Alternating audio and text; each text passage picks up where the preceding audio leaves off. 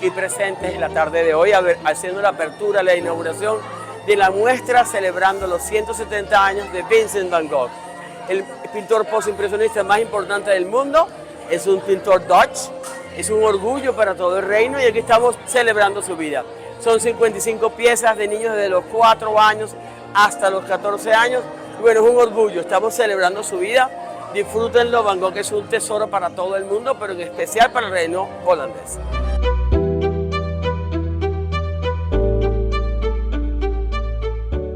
Maria comes up with the idea, the theme, the concept, and what she wants to do is introduce the children to artists, to art, to painting, and I have some techniques that I will help them render what they want to paint.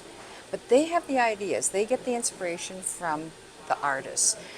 If my students learn from me, that's great. But if I get so much from them, because each person is individual, I'm only one person. I've had experiences in many places, and I can give some of my experiences, but each one of them have their own experiences, and I learned so much from each individual. Mi nombre está Euli Escobar. Aquí está mi cuadro. Está de Van Gogh.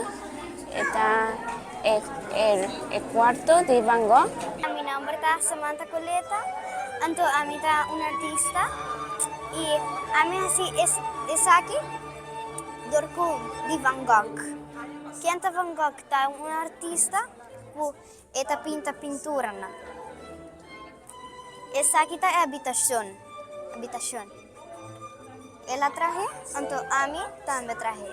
Pero me pensa de flor de Van Gogh y después me pensa de poner de un pote y quiere que sea tanto muito simple y poner story night libre pote maneira de anja ora Van Gogh não está popular ainda.